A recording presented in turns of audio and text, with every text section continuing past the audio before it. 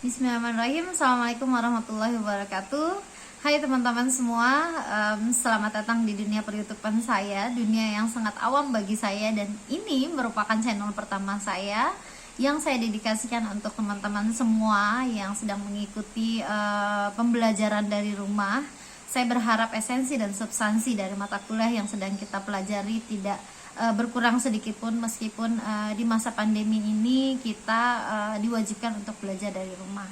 Nah teman-teman semua, di mata kuliah etika dan hukum media massa ini sebetulnya bagi saya sangat mengasihkan apabila dapat langsung menjelaskan kepada teman-teman semua dengan cara tatap muka, bertemu di depan kelas seperti biasanya. Namun saya mencoba untuk memberikan yang terbaik, maka saya buat video ini. Baik teman-teman, sebagai pemulaan, ketika kita mendengar kata etika, mendengar kata hukum, lalu disambungkan dengan media massa, yakni etika dan hukum media massa, maka sebagai pengantar saya mencoba untuk mengajak teman-teman menelaah atau mengajak teman-teman sebetulnya apa sih yang ada di benak kalian mengenai etika. Nah, sebelum teman-teman melanjutkan videonya, saya berharap teman-teman menuliskan komen atau di kolom komentar apa sih etika menurut teman-teman, yang ada di benak teman-teman aja. Teman-teman nggak perlu searching, nggak perlu baca buku, tapi kira-kira yang terpintas saja apa, lalu teman-teman ketik di kolom komentar, nanti setelahnya baru kita sharing bersama.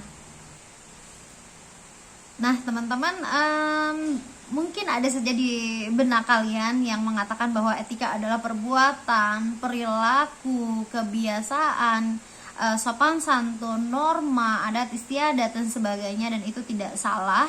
Namun saya mencoba untuk memberikan definisi rangkuman yang sudah saya buat, yakni etika dalam bahasa Yunani kuno adalah etikos, yang berarti timbul dari sebuah kebiasaan. Nah, kalau sering sekali kita melihat bahwa ada orang di hadapan kita yang kita anggap tidak memiliki sopan santun, misalnya ketika berbicara kepada orang yang lebih tua dengan kata-kata atau kalimat yang kasar atau tidak lembut, lalu kemudian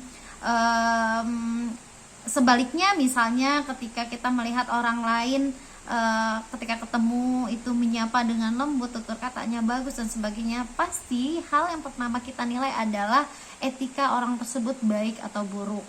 Tadi kalau kita lihat, katakanlah teman kita yang bernama Andi ketemu sama dosen atau ketemu orang tuanya, nyelonong aja, nggak menyapa dan sebagainya, pasti kita nggak ada etika sekali gitu.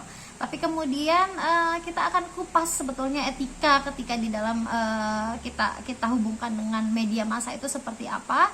Tapi yang tadi kalau kita lihat dari bahasa Yunani kuno bahwa etika itu adalah sebuah kebiasaan, maka kebiasaan tersebut sebetulnya kalau kita tarik dari baik dan buruk, benar dan salah, dan tanggung jawab, hal itu merupakan cabang filsafat dari etika itu sendiri. Nah, secara umum etika adalah sebuah cabang utama filsafat yang mempelajari nilai dan kualitas yang menjadi studi mengenai standar penilaian moral. Nah, tadi kalau orang lain melihat kita tidak memiliki etika, berkata yang kasar, berbuat jahat, mencela orang lain, maka moral atau standarisasi moral yang orang lain nilai terhadap kita adalah buruk, sehingga secara langsung orang akan menilai kita memiliki etika yang buruk. Begitupun sebaliknya, ketika kita bertutur kata yang manis, baik, kemudian sering memuji orang lain, maka orang akan menilai bahwa etika kita baik.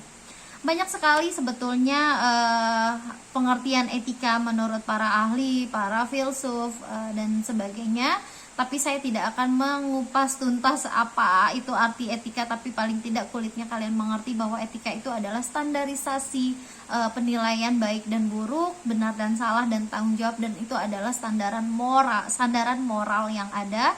Maka saya pikir teman-teman semua sudah bisa menilai bagaimana sesuatu atau kebiasaan itu kita bisa menilai baik dan buruk, dan itu yang dinamakan etika.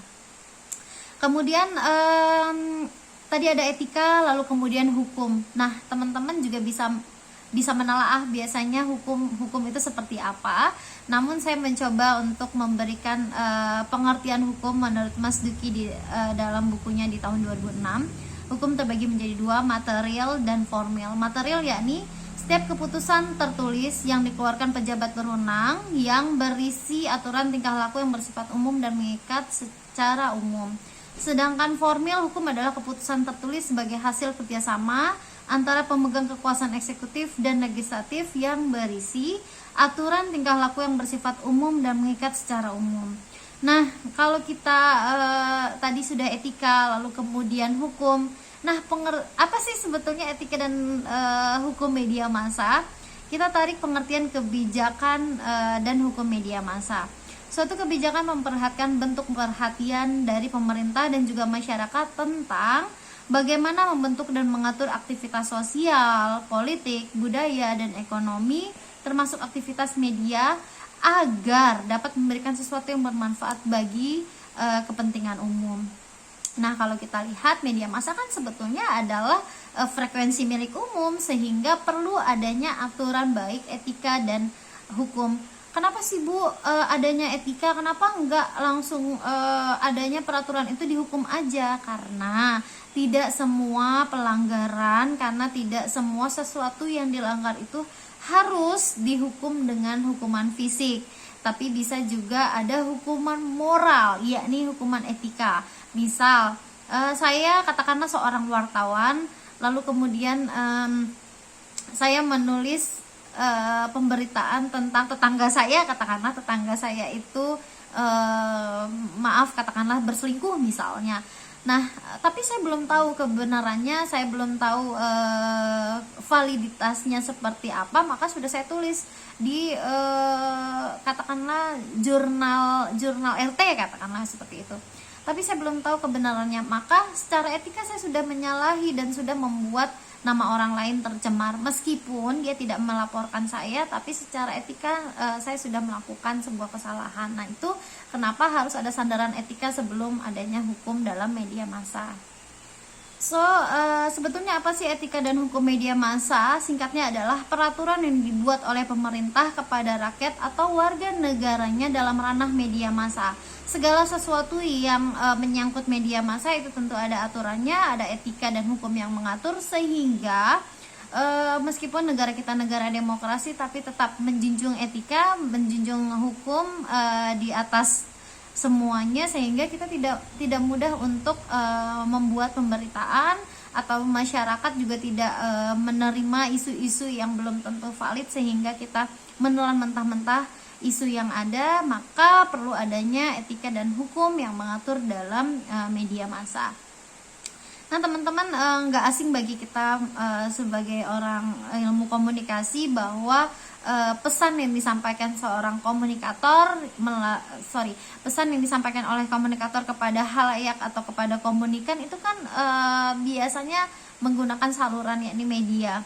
Nah, media tersebut apabila digunakan tidak ada aturan, maka kebayang bagaimana efek pemberitaan atau efek pesan yang disampaikan oleh komunikator kepada komunikan seperti apa.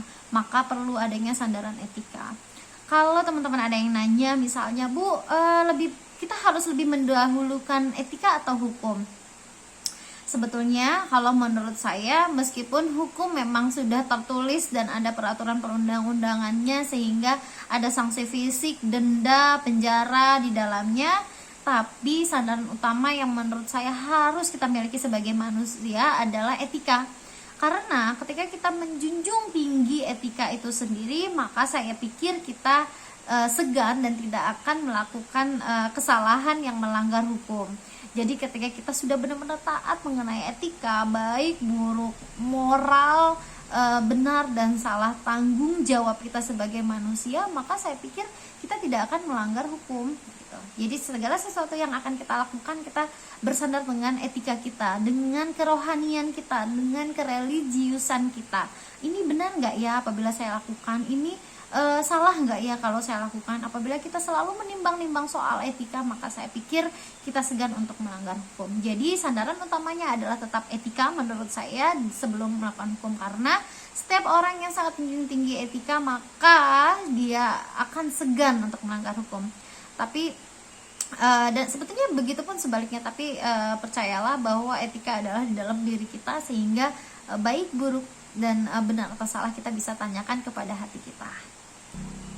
Teman-teman, kenapa sih etika dan hukum media massa menjadi salah satu yang penting sebagai sarana peraturan yang dibuat oleh pemerintah untuk media massa? Karena perlu kita lihat perlu kita pelajari bahwa fungsi-fungsi media massa yakni memberi informasi, fungsi kesinambungan, fungsi fantasi, fungsi hiburan, fungsi pendidikan, persuasi, pengawasan, fungsi mobilisasi, fungsi korelasi.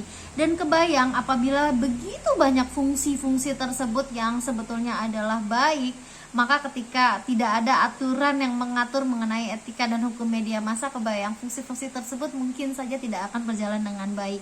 Contohnya misalnya fungsi hiburan misalnya, katakanlah di dalam media massa, media penyiaran pun misalnya, apabila hiburan tersebut tidak ada etika dan hukum media massa yang mengatur di dalamnya, maka kebayang hiburan yang akan diperlihatkan, akan dipertontonkan kepada anak-anak, kepada kita, mungkin saja akan melampaui batas ketika tidak mementingkan etika di dalamnya. Nah, sehingga apa dampak yang terjadi? Maka dampak yang terjadi sangat negatif. Anak-anak akan mencontoh hal yang buruk dan sebagainya. Begitupun kita, apabila kita membaca koran, majalah, atau berita online misalnya, apabila berita online yang kita baca itu tidak memenuhi kaidah etika dan hukum media massa, maka kita menelan mentah-mentah berita tersebut, sehingga kita bisa kena dampak isu-isu hoax yang dibuat oleh pewarta, sehingga disitulah peran etika dan hukum media massa. Nah, kenapa sih perlu diatur? Yang pertama, karena media massa sangat luas, jangkauan media dan wartawan itu sangat luas. Seluruh dunia, seluruh penjuru pasti akan terkena dampaknya apabila tidak ada aturan-aturan yang mengatur dalam media massa.